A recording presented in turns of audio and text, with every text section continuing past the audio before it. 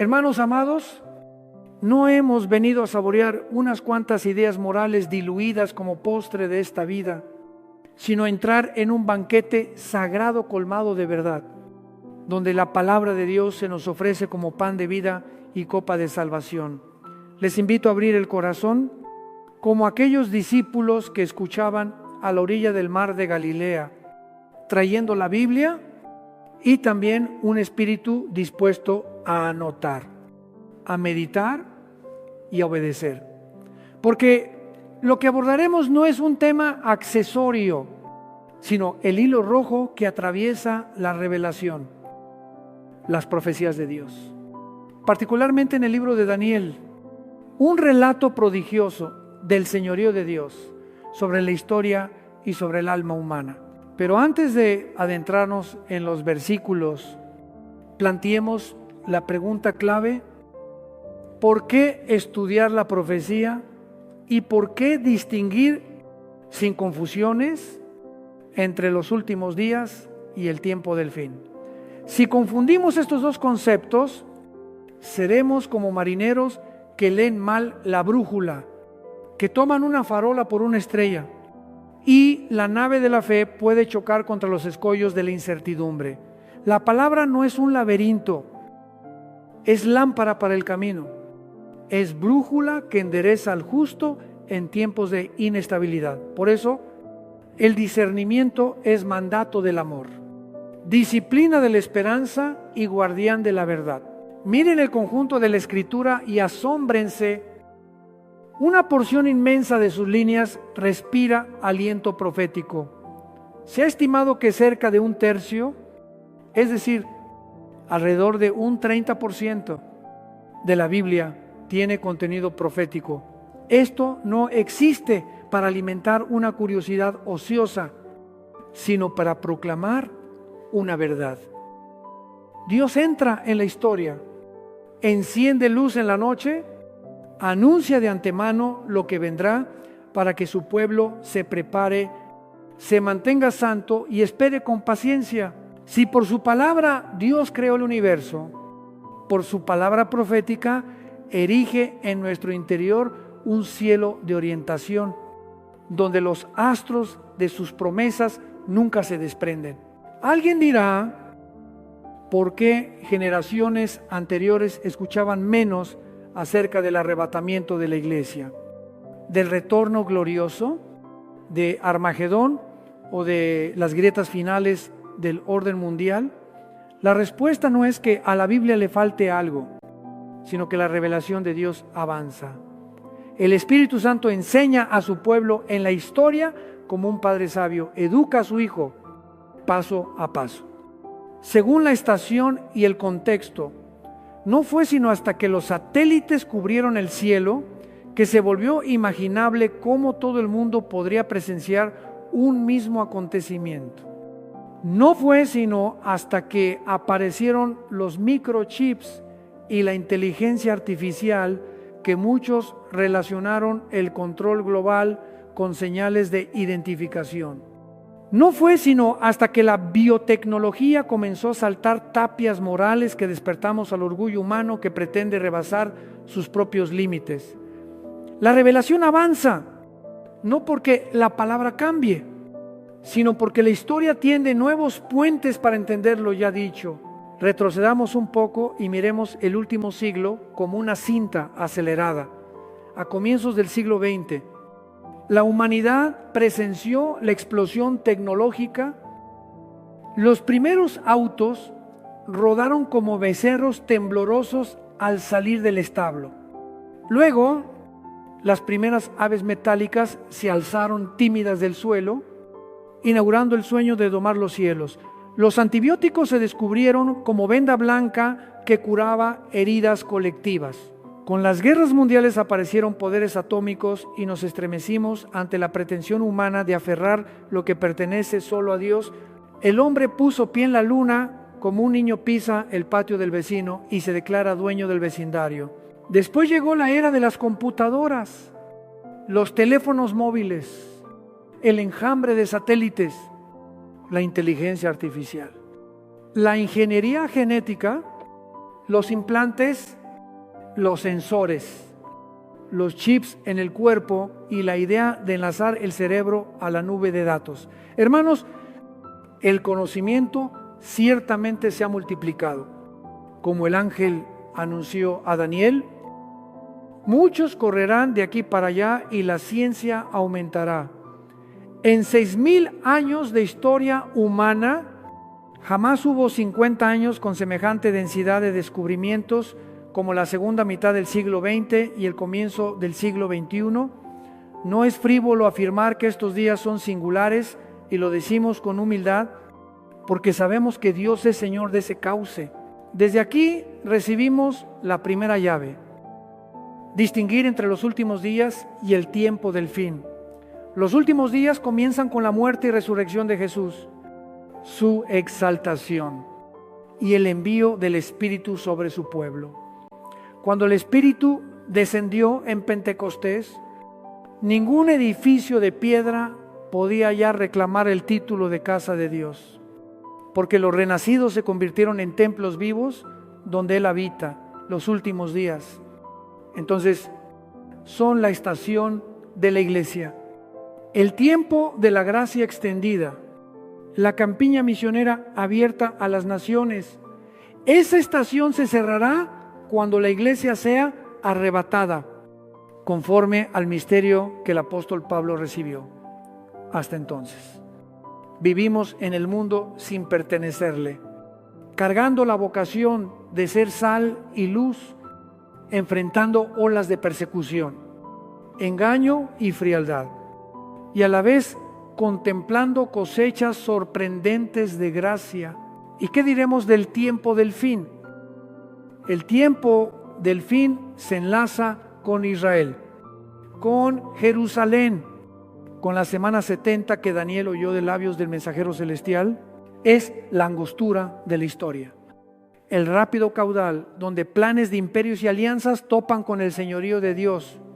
Es el crisol a través del cual Israel vuelve al Mesías. Es cuando el Hijo del Hombre aparece en gloria y todo ojo le verá. Si no distinguimos, terminamos intercambiando los programas de Dios, aplicando a la iglesia lo que es para Israel, o imponiendo sobre la historia presente instrucciones destinadas al pueblo redimido. Distinguir rectamente nos enseña a amar más la Escritura, a leer con precisión el mundo y a caminar con la sabiduría del Espíritu. El libro de Daniel es un panorama. Noten cómo el Espíritu emplea términos hebreos con peso específico para fijar la flecha del tiempo hacia el desenlace histórico. Cuando se le anuncia a Nabucodonosor lo que acontecerá en los postreros días en el sentido del tiempo final, la palabra escoge vocablos contundentes que anclan el horizonte escatológico. Esto nos da un fundamento lingüístico, no para presumir conocimiento, sino para resistir los oleajes de interpretaciones caprichosas. Hay quienes afirman que las profecías de Daniel se cumplieron por completo o que Apocalipsis es pura alegoría histórica. Sin embargo, cuando retornamos con humildad a los términos, al contexto, a la historia y a los mismos signos de la ciencia, comprendemos que la puerta del destino sigue abierta frente a nosotros y que los pasos de los últimos acontecimientos se oyen cada vez más próximos. Hay algo que me estremece. La palabra no habla solo de eventos, sino del pulso de la conciencia. La profecía no está para dibujar diagramas en papel, sino para trazar una línea recta en el alma. Cuando el Espíritu nos hace ver las nubes densas que se aproximan, pone también en nuestros labios una súplica: santifícame en toda mi manera de vivir. La cuestión no es cuánto sé, sino en qué me convierto. Daniel no solo entendió la palabra, la vivió. No solo interpretó sueños, liberó su vida de la impureza. No solo leyó historia, escribió un capítulo en su propio cuerpo y espíritu con su fidelidad inquebrantable. Imaginen un aula donde los maestros del mundo son diestros en conocimiento, pero exhaustos de virtud.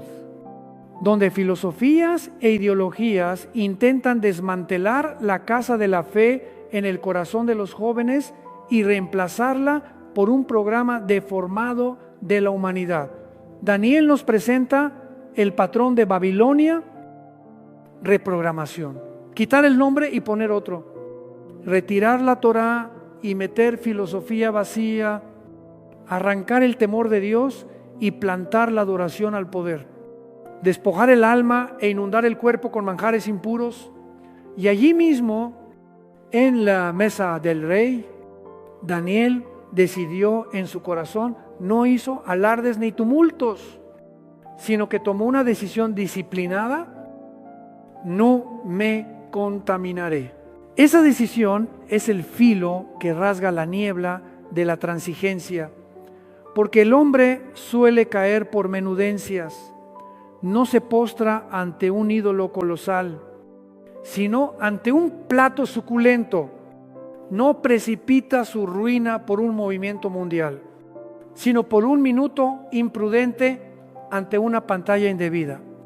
No pierde su identidad por una guerra, sino por chistes obscenos en la oficina. Lo que forja a los santos no es el brillo del escenario, sino el silencio de las elecciones secretas. Apartar la mirada, cambiar el canal, ponerse de pie, retirarse, decir no, orar. Hermanos, recuerden que los últimos días son la estación de la iglesia, certificada por la presencia del Espíritu en el antiguo pacto. El Espíritu venía sobre quienes Dios elegía por un tiempo y se retiraba una vez concluida la tarea o estallada la infidelidad. En el nuevo pacto, el Espíritu es dado como sello inviolable. Mora en nosotros para regenerar, renovar, enseñar, redarguir, consolar y guiar hasta la manifestación de Jesucristo. Esta verdad libera a quienes tiemblan ante su propia debilidad. No vivimos por fuerza propia, sino por aquel que habita en nosotros. No perseveramos por fe y voluntad, sino por gracia que no se marchita. Estudiar profecía no nos convierte en simples comentaristas políticos, sino en atalayas espirituales. Observamos los hechos del mundo, pero no devoramos noticias como adictos. Escuchamos promesas de los políticos, pero no ponemos el alma sobre contratos perecederos. Leemos análisis militares y económicos, pero no entregamos la esperanza a la sagacidad de mentes polvorientas. Sabemos que detrás del telón de la historia está la mano invisible de Dios. Y también sabemos que el príncipe de las tinieblas mueve los hilos de muchos actores. No temamos. El gran director permanece en su trono y el telón final caerá cuando Él lo determine. Distinguir últimos días y tiempo del fin nos libra de dos precipicios. El primero es la indiferencia. Algunos dicen, todo sigue como siempre, comemos, bebemos, la tecnología anunciará otro producto. ¿Para qué inquietarse? Olvidan que el día del Señor llega como ladrón en la noche. El segundo es el pánico. Otros, ante cualquier sobresalto, declaran que todo termina mañana y siembran un miedo intangible en corazones jóvenes. Ambos errores son peligrosos. La palabra llama a velar, no a entrar en pánico, a la prudencia, no al sonambulismo. Velar es leer los signos del tiempo, mantener la lámpara encendida, reservar aceite para la lámpara, ocuparse en lo que el Señor encomendó, amar la justicia, ejercer misericordia y proclamar el Evangelio. Los últimos días también son el tiempo en que doctrinas falsas brotan como mala hierba tras la lluvia. Algunos se cubren con la bata de la ciencia para negar a Dios, olvidando que la ciencia genuina es peregrinaje humilde por las leyes que Dios imprimió en el cosmos. Otros se adornan con gestos humanitarios para abrir la puerta a la corrupción moral, olvidando que la humanidad se derrumba sin cimiento de santidad. Otros agitan la bandera de la libertad para negar la responsabilidad, ignorando que la libertad no es hacer lo que se me antoja, sino poder hacer lo que es recto. Entre el ruido, la iglesia recuerda lo sencillo y lo sublime. Dios es real. La Biblia es su palabra. Jesucristo murió y resucitó. El Espíritu está obrando y Él volverá. Al avanzar en Daniel más adelante, veremos la gran estatua, los cuernos, las bestias, las leyes, las promesas y las advertencias. Pero desde ya, grábense esto: todo imperio humano, por deslumbrante que parezca, se despedazará como polvo. Y el reino de la piedra que desciende del cielo permanecerá para siempre. Por eso estudiamos la profecía con gozo, no con gozo por las catástrofes, sino por la garantía.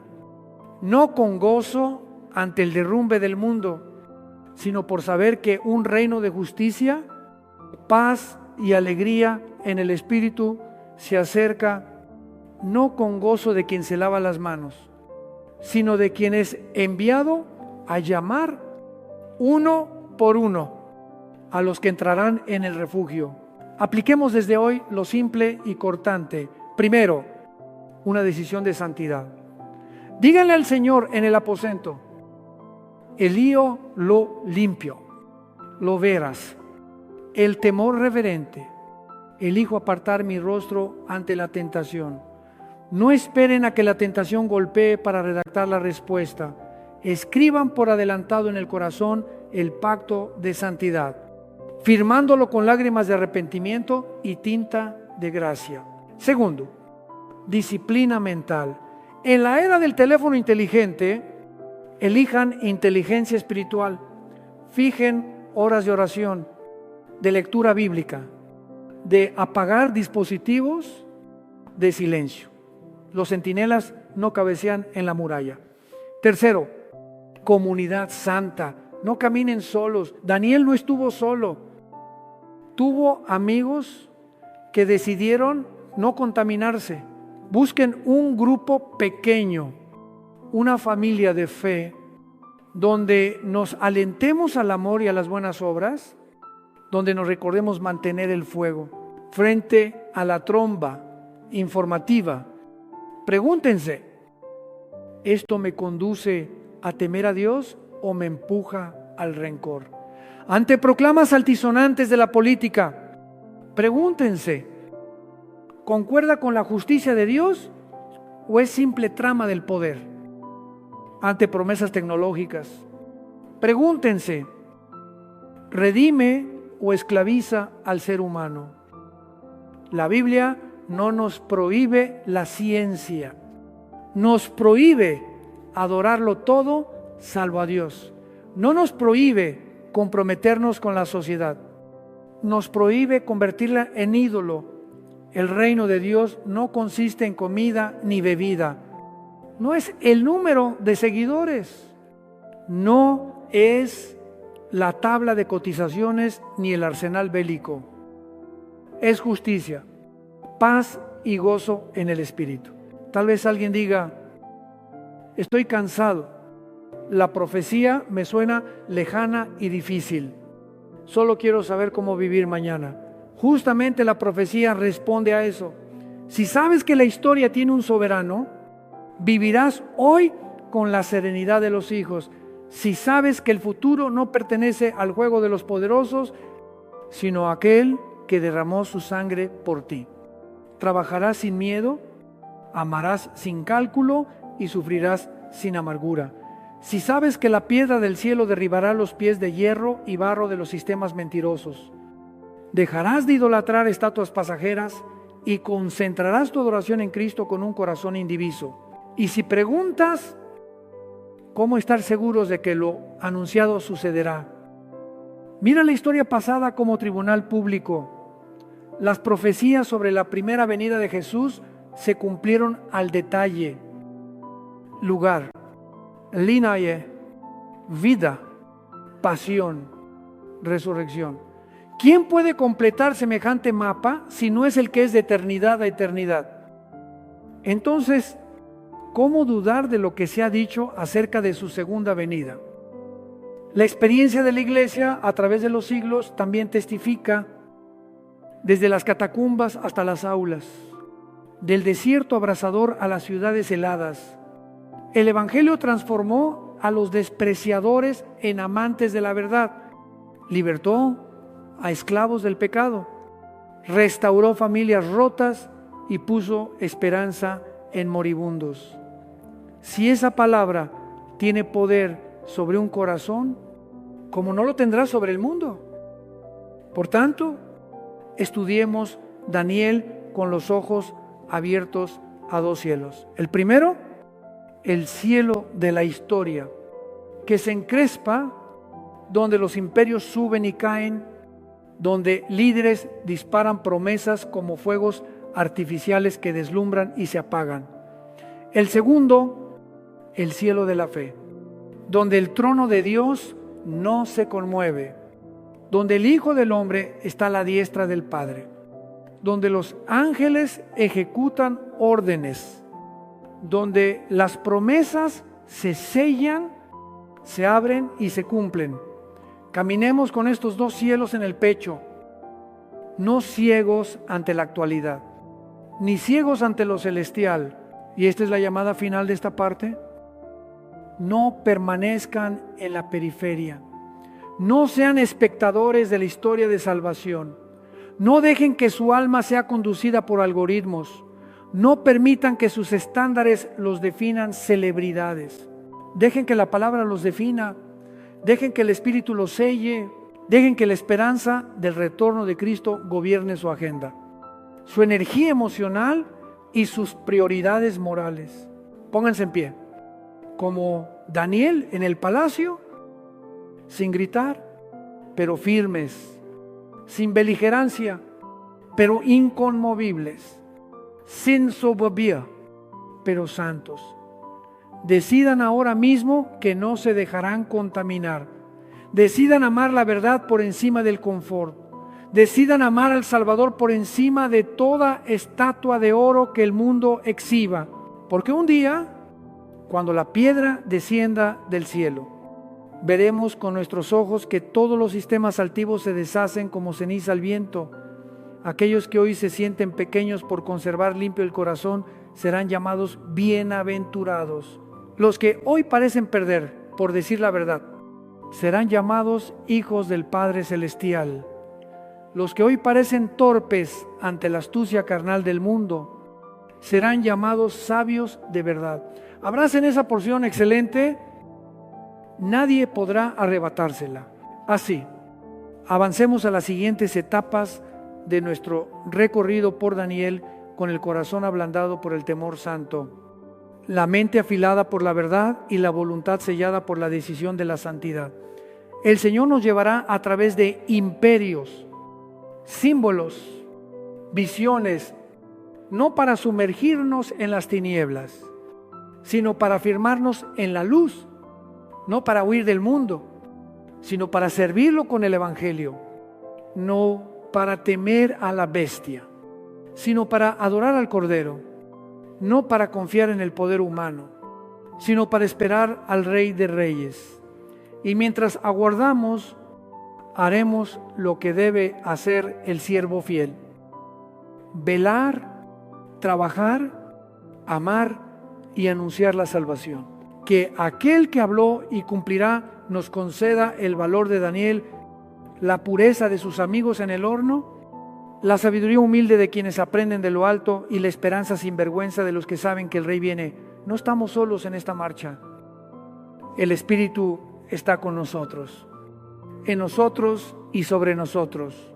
Y la palabra seguirá abriéndose página tras página, capa tras capa, hasta darnos entendimiento suficiente para obedecer, amar, esperar y cantar en la noche.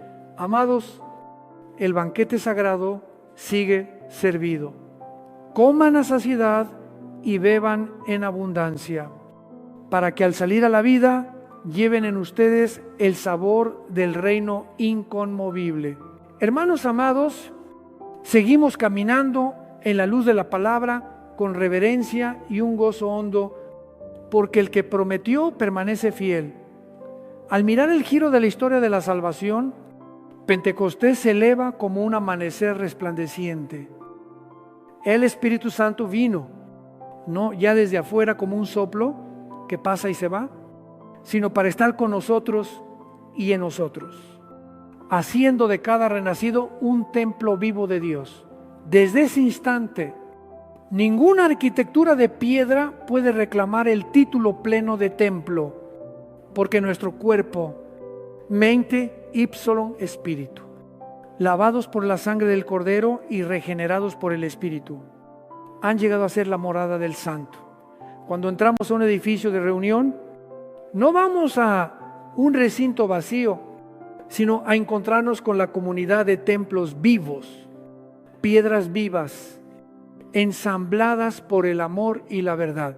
Así surge la pregunta ardiente: ¿quién es un cristiano verdadero? No es simplemente quien asiste al culto, ni quien pertenece a una denominación, ni quien figura en un registro. El cristiano es el ungido por Cristo, es decir, aquel en quien el Espíritu Santo habita como sello. Puede ser débil y tropezar, pero no vive en pecado deliberado y tranquilo, porque el Espíritu redarguye, enseña, levanta y transforma. Puede no saberlo todo, pero ama la verdad y anhela obedecer. Puede no hablar con elocuencia, pero sus palabras van impregnándose del aroma de la gracia. Aquí está la diferencia.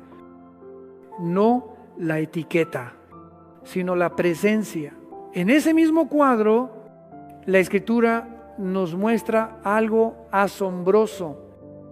En un mismo pasaje pueden cruzarse dos planos temporales. Los últimos días de la iglesia están señalados por el derramamiento del Espíritu. Hijos e hijas profetizan. Los jóvenes ven visiones y los ancianos sueñan sueños santos. Y, a renglón seguido, la Biblia indica grandes señales celestes: el sol oscurecido, la luna como sangre, como anuncio de otra etapa, la que llamamos el tiempo del fin, el día del Señor en sentido de juicio.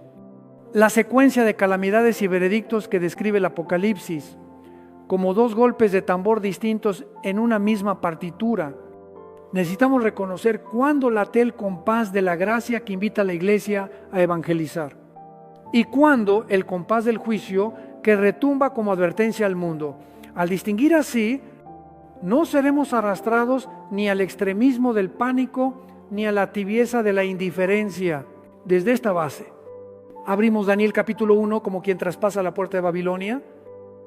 Clarines de victoria, la jactancia imperial, banquetes opulentos, academias de élite, lengua nueva, nombre nuevo y un programa sofisticado al extremo: reprogramar al pueblo de Dios. No bastaba deportarlos de una tierra, querían deportar una memoria. No bastaba imponer un menú, querían mudar el paladar moral. No bastaba enseñar un idioma, querían trocar la verdad por la filosofía del poder.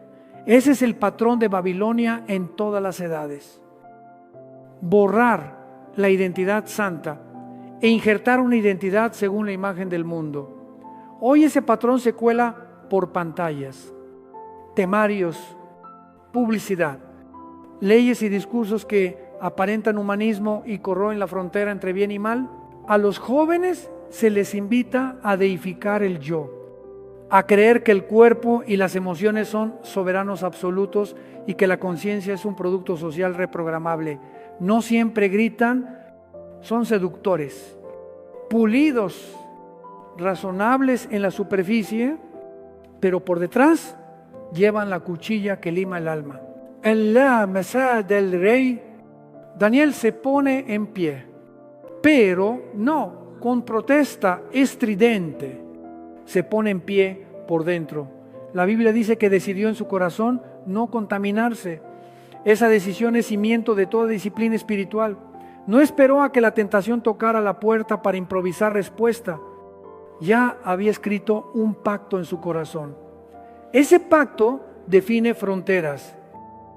¿Qué no se permite? ¿Qué hay que cortar? ¿Qué se debe reemplazar por lo bueno? Ese pacto define también la fuente. No confiar en la fuerza propia, sino en la gracia. No en el vaivén emocional, sino en la sabiduría. Y no lo volvió una asceta áspero, sino un hombre libre y ligero. Porque la libertad verdadera no es hacer lo que se me antoja, sino la capacidad de hacer lo que debo, aunque todo empuje en sentido contrario. Hermanos, traduzcamos esa decisión al cotidiano moderno. Un esposo o una esposa llega cansado del trabajo, abre una pantalla, una luz de imágenes lo cerca y unos pocos clics bastan para arrastrar el alma a la penumbra. La decisión previa te salva. Apagar de inmediato, apartarte, invocar el nombre del Señor y ocuparte en algo provechoso. Un joven entra al aula, los amigos cuentan chanzas groseras para afirmar valentía y se burlan de la santidad como atraso.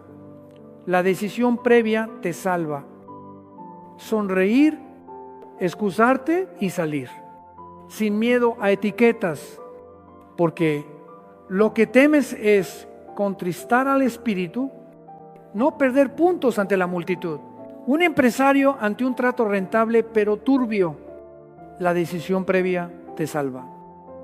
Decir no, aceptar perder utilidad para conservar integridad, sabiendo que la riqueza se esfuma, pero el honor en el Señor no se negocia.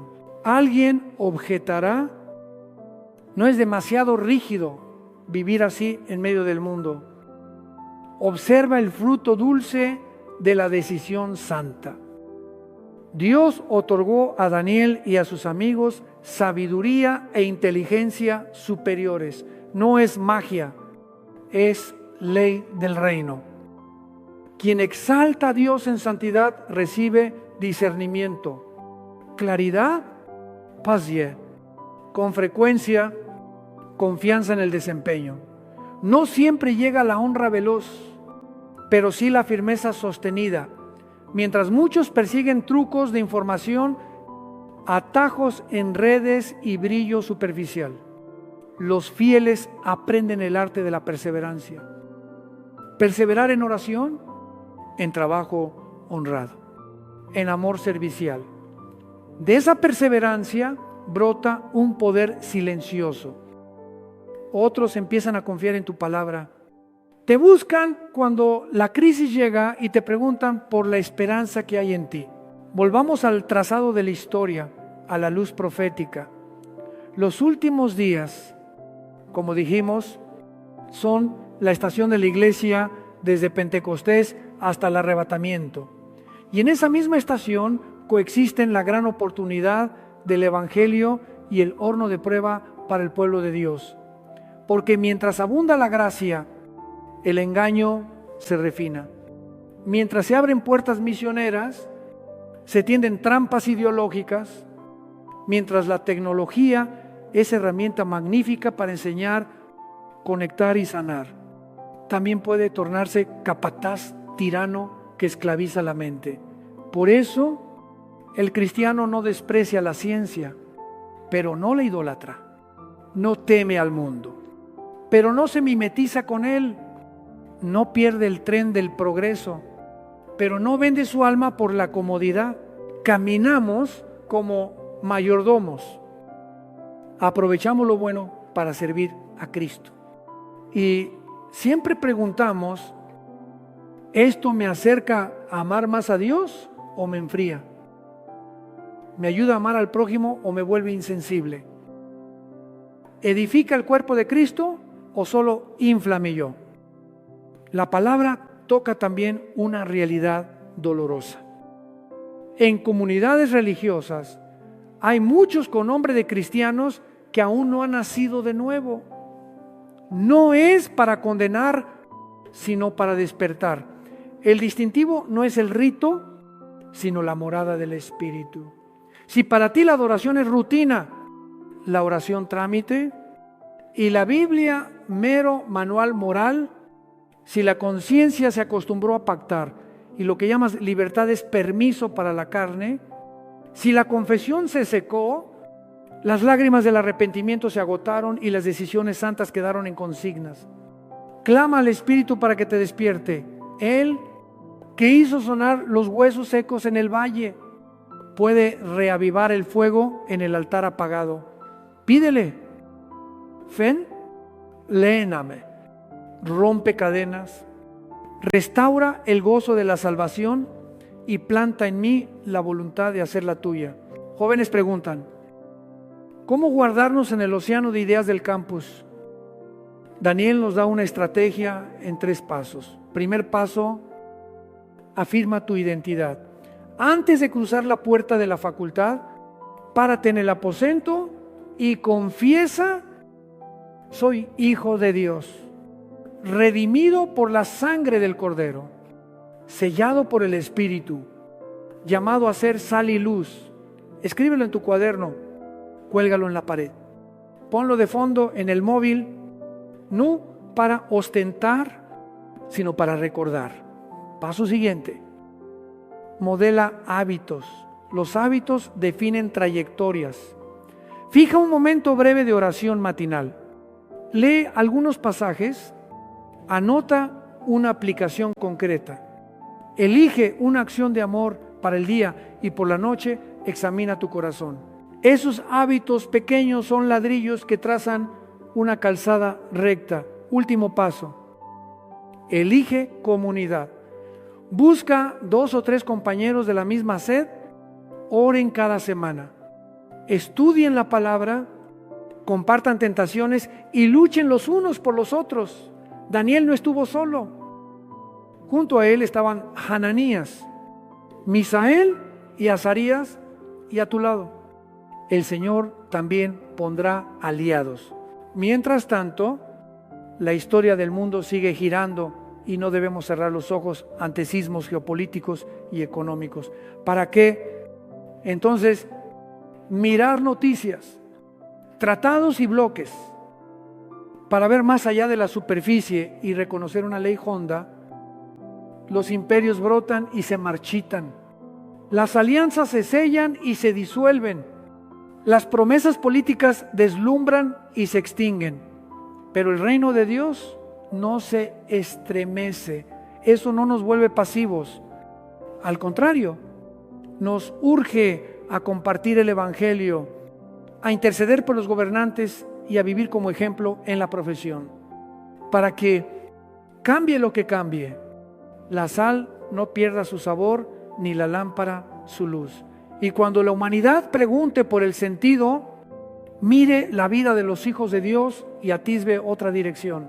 Esto nos conduce al poder de un testimonio de vida. Entre 1000 debates, ¿existe una elocuencia sin micrófono? La rectitud perseverante. El recto no es el que jamás fue malinterpretado, sino quien rehúsa convertirse en enemigo de la verdad por miedo a ser malentendido. No es el que nunca cayó, sino el que se levanta por gracia, repara y sigue. No es el que carece de emociones intensas, sino el que hace que sus emociones se arrodillen ante la verdad. Ese estilo de vida crea una influencia silenciosa y duradera, como la levadura que fermenta toda la masa, como la sal que preserva de la corrupción, como una lamparita que basta para orientar en un cuarto oscuro. Otra pregunta aparece: ¿dónde trazamos la frontera entre una fe firme y un talante beligerante? En este punto, la fe robusta camina con la mansedumbre del Cordero. Decimos la verdad, pero no usamos la verdad como martillo para destrozar personas. Señalamos el error con propósito de redención, no de escarnio.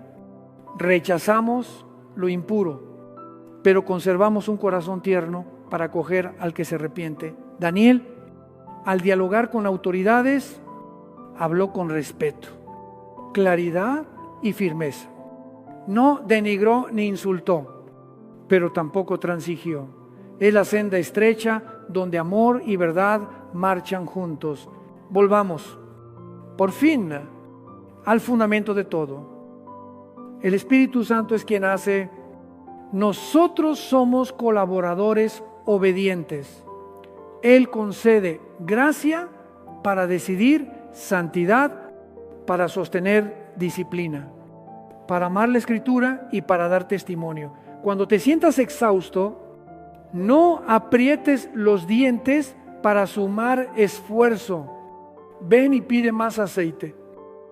Aceite de oración, de alabanza, de amistades santas, de silencio ante Dios. Aprende el arte de reposar en el Señor. Silencia notificaciones por un tiempo. Camina orando. Escribe gratitudes. Respira hondo en su presencia. Estos gestos son conductos por los que el aceite alimenta la mecha y la llama no se apaga. En suma, vivimos una estación bellísima y desafiante a la vez. Bella porque la gracia abunda y el campo misionero se abre. Desafiante porque el engaño es sutil y la tentación está a la mano. Pero Dios ha equipado a su iglesia con todo lo necesario. Puso en nosotros su espíritu, nos confió su palabra luminosa, nos dio la comunión de los santos, nos trazó el camino en Daniel y en toda la Escritura, para que no perdamos el rumbo en el ruido de la época. De pie, pues, como atalayas, mirando lejos sin temor y cerca sin tambalear, llamemos a la generación joven a no entregar la mente al algoritmo, ni el corazón al ídolo, ni el cuerpo a la impureza, sino a entregarlo todo a aquel que se entregó por nosotros. Si alguien escucha y siente punzada en el corazón, es buena señal, no para quebrarte sin remedio, sino para volverte, no para hundirte en vergüenza, sino para inclinarte hacia la gracia. Dile al Señor: quiero reescribir el pacto de santidad en mi corazón. Dile a un hermano o hermana maduro en la fe: ora conmigo, camina conmigo. Abre de nuevo la Biblia, empieza hoy con un capítulo, anota una aplicación y realiza una acción concreta de amor. Mañana, repite. En una semana, un mes, un año, verás una vereda hacerse camino, una gota hacerse arroyo, un rayo hacerse aurora. Y cuando entremos a los capítulos siguientes de Daniel, aparecerán imperios, la estatua, los cuernos y visiones. Antes de adentrarnos, guarda la lección de hoy en toda estación.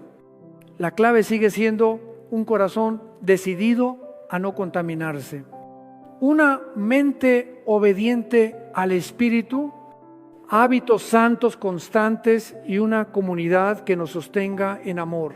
La historia puede cambiar, pero los principios del reino no cambian.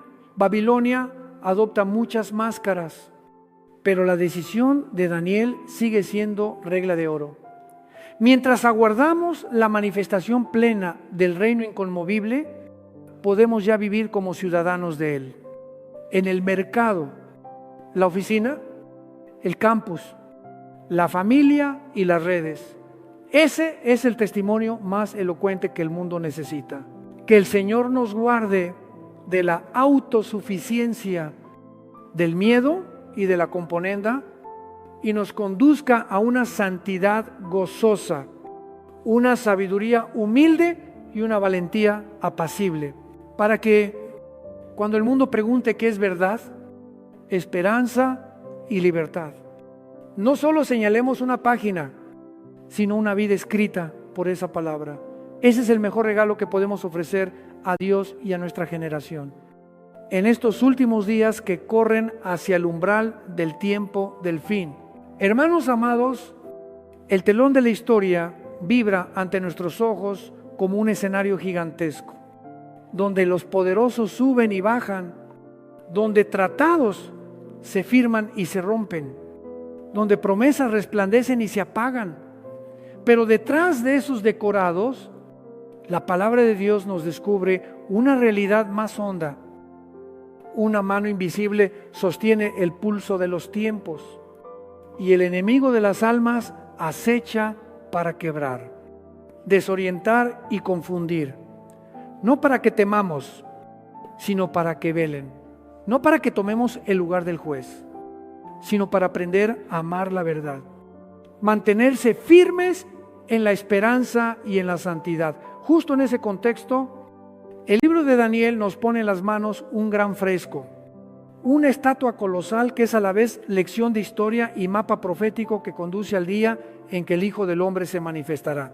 Contemplemos la estatua que Nabucodonosor vio en una noche de estremecimiento: cabeza de oro, pecho y brazos de plata, vientre y caderas de bronce, 2 piernas de hierro, pies y dedos mezclados de hierro con barro. No es una estatua inerte, es la historia de los imperios, el curso que va del esplendor al ocaso, el camino que desemboca en la irrupción de la piedra que viene del cielo.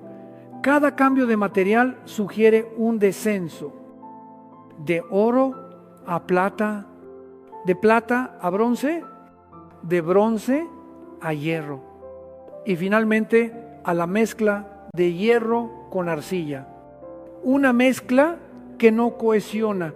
Es la voz de Dios que declara a la humanidad que la gloria del hombre se vuelve cada vez más quebradiza, que el poder sin Dios se resquebraja, que detrás de alianzas intrincadas habita una contradicción incurable si falta el rey justo. La cabeza de oro señala a Babilonia. No es casual que el oro esté arriba. Babilonia simboliza la prosperidad mezclada con soberbia, el cenit de una civilización esotérica, el lugar donde el hombre quiso levantar una escalera que tocara el cielo, aquel territorio. A lo largo de los siglos, permanece entre 2 grandes ríos. La imagen de Babilonia en la Escritura no es solo un reino antiguo, es también un espíritu. Ese espíritu se llama mezcla. Exalta el poder, se embriaga con el lujo y coloca al ser humano en el centro. Hoy ese espíritu vive en metrópolis que arden de luces nocturnas, respira en ideologías que buscan controlar la vida y redefinir el bien, la verdad y la belleza a su antojo, donde el hombre se corona a sí mismo. Allí la sombra de Babilonia permanece. El pecho y los brazos de plata representan a Media Persia, una fuerza sucesora, dúctil y a la vez cortante. La plata sucede al oro como diciendo que la gloria siguiente es menos refulgente, aunque más extendida en lo horizontal. Ese imperio personifica la perseverancia, la expansión metódica, la administración por leyes y tributos. Cuando miramos el mundo de hoy, vemos sistemas políticos, religiosos y culturales entretejidos en bloques capaces de conducir la opinión, movilizar recursos y encender el fervor colectivo. Justo en la intersección entre poder y religión, la gente se deja arrastrar por el calor de la multitud y la verdad retrocede.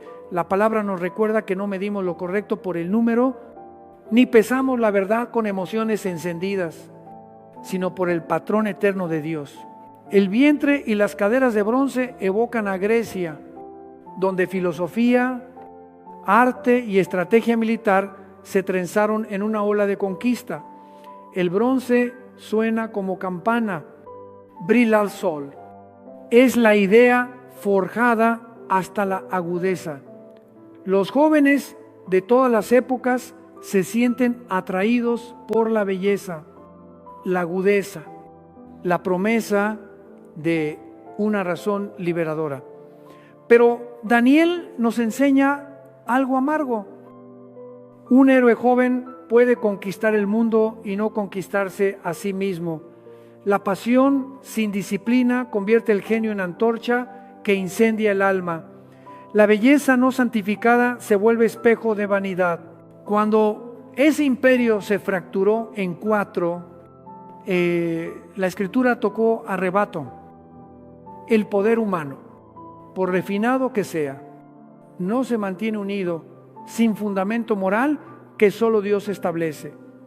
Y de esas 4 partes, la profecía anuncia que surgirá un adversario del Mesías, procedente de regiones cargadas de tradición, hoy atravesadas por fronteras, donde convergen religiones, ambiciones, nostalgias de gloria y sueños de resurgimiento. Eso nos enseña a desconfiar de toda convocatoria grandilocuente que no se arrodille ante el Cordero.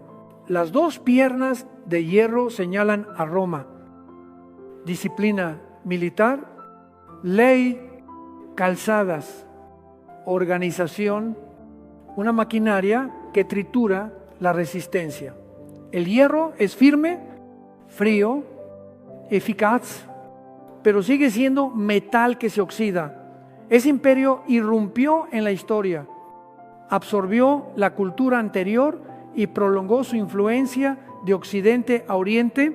La estatua se divide en 2, como la historia, un lado occidental, otro oriental, un lado con acento en el imperio de la ley, otro imbricado con lo sacro. Aquella fisura hasta hoy no ha sanado del todo y se expresa en diferencias de civilización, costumbres y modelos de gobierno.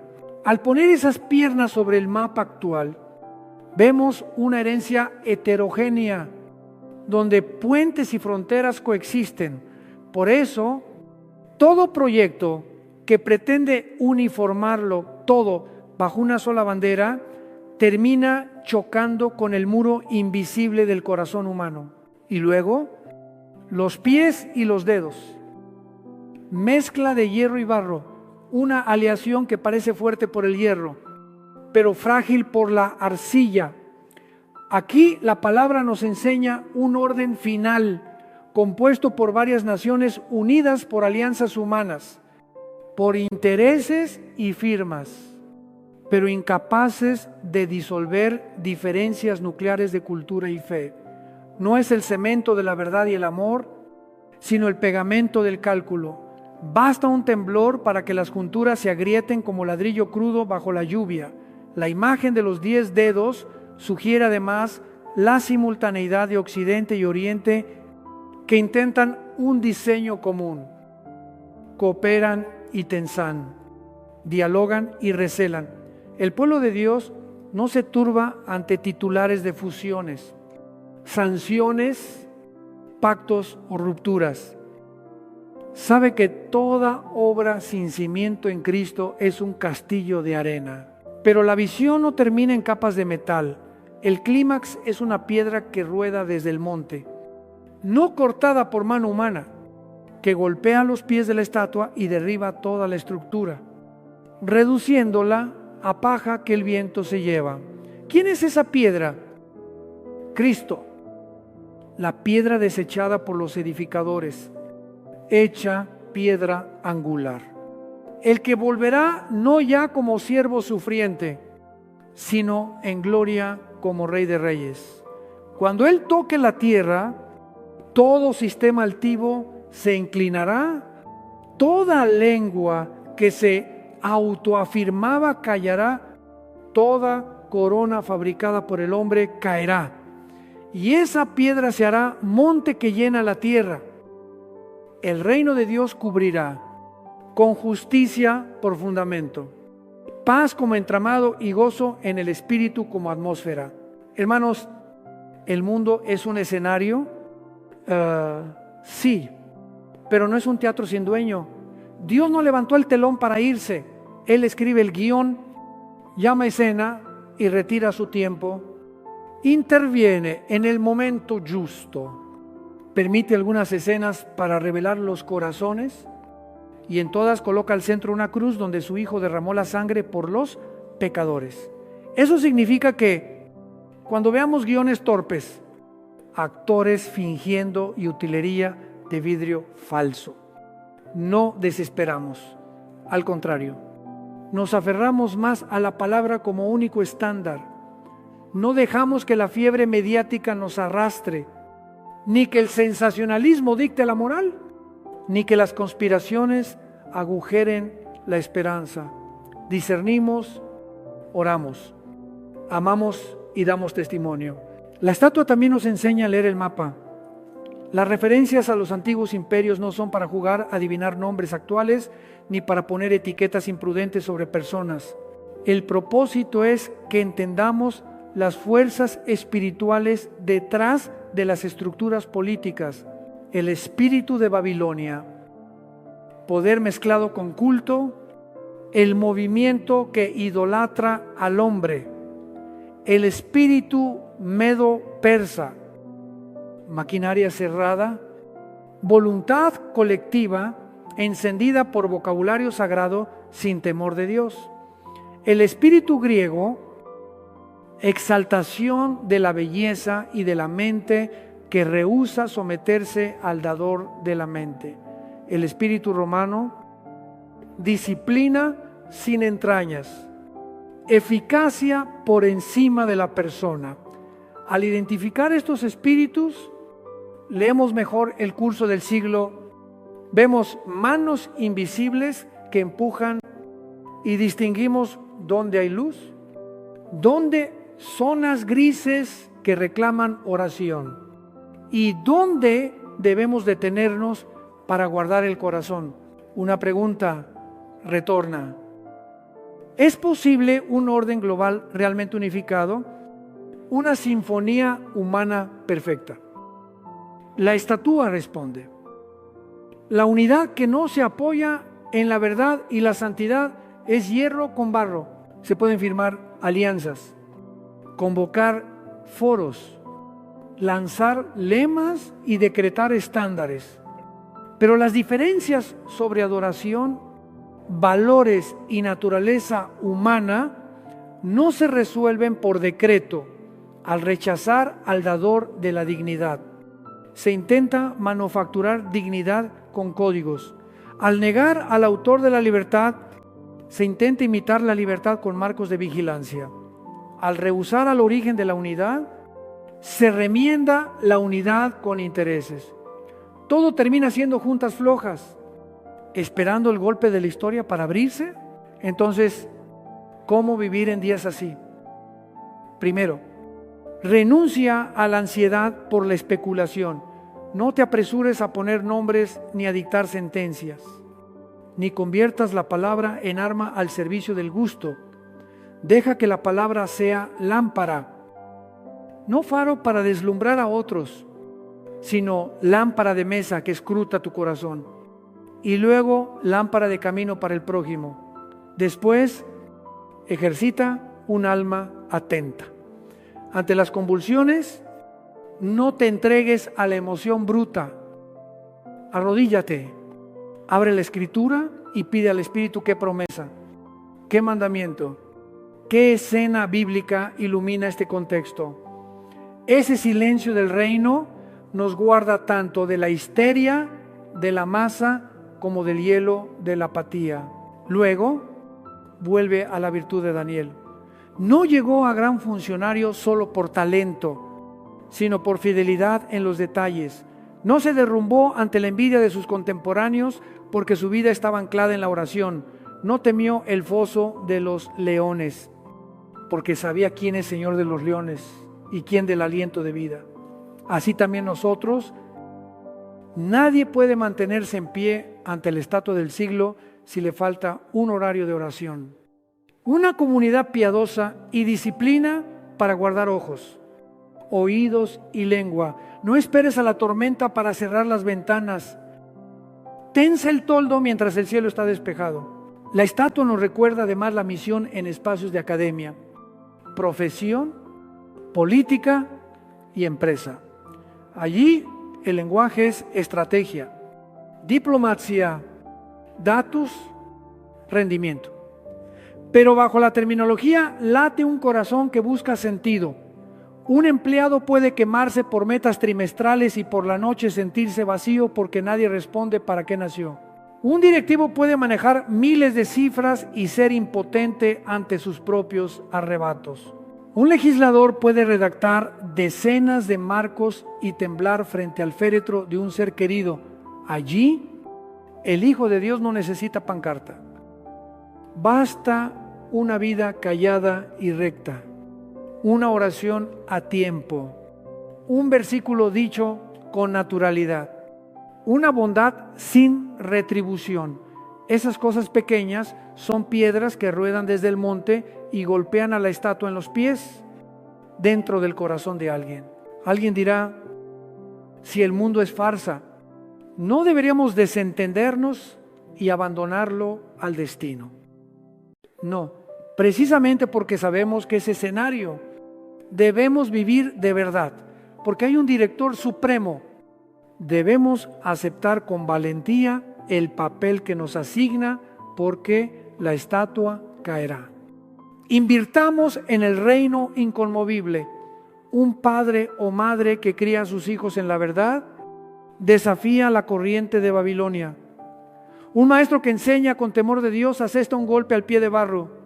Un empresario íntegro en medio de la trampa generalizada hace resonar el mensaje del reino en la sala de juntas. Un joven que elige la pureza en una cultura que aplaude la permisividad, profetiza con su vida. Hermanos, no estamos indefensos. La cruz demuestra que la obediencia de uno puede cambiar el curso de la historia. He aquí consuelo y advertencia. Consuelo, porque la piedra del cielo ciertamente vendrá, la justicia triunfará y la verdad alzará su voz. Advertencia, porque cuando esa piedra llegue, todo lo que no repose en cimiento sólido no encontrará refugio. Si hoy edificas sobre la arena de la opinión, del éxito efímero y del placer instantáneo, ese día será de angustia. Pero si edificas sobre Cristo, con la palabra por plomada, el Espíritu por fuerza y la comunidad santa por soporte, ese día será alegría, reunión, lágrimas enjugadas y trabajo coronado. Por eso, deja que la estatua bíblica sea espejo del alma. Pregúntate, ¿hay oro de soberbia brillando en mí? ¿Hay plata de sistema con que controlo a otros por miedo? ¿Hay bronce que ama la belleza sin santificarla? ¿Hay hierro duro pero sin entrañas? Y confiesa, ¿qué arcilla frágil en mí necesita del alfarero? Cuando somos honestos, la profecía deja de ser diagrama externo y se vuelve espada afilada interna. Dios no dio la profecía para animarnos a etiquetar a otros, sino para temblar ante Él y preparar el corazón para el encuentro. Hermanos amados, nos acercamos al tramo final del recorrido. Daniel no nos sienta de espectadores, nos lleva al centro de la obra y nos llama mayordomos fieles, lámparas en el candelero y levadura en la masa. Al abrir el periódico, recuerda la palabra. Al deslizar la pantalla, recuerda la palabra. Al trabajar, estudiar, relacionarte e invertir. Recuerda la palabra. Dite cada mañana, pertenezco al Rey que viene. Recuérdate al mediodía, fui enviado a testificar de la verdad. Recuérdate por la noche, debo mantener la lámpara encendida día tras día. Verás derrumbarse la estatua interna y crecer la piedra de la gracia hasta hacerse monte de paz en el hogar, en la iglesia y en la comunidad. Ahora, permitidme llamar a los indecisos. Dejen de estar afuera. Dejen de ser espectadores de la historia de salvación. Vengan a Jesús, que vino primero para morir por tus pecados, resucitó para darte vida nueva y volverá para introducir a los suyos en el reino inconmovible. Decláralo en el aposento en voz baja, pero con todo el corazón. Elijo a Cristo.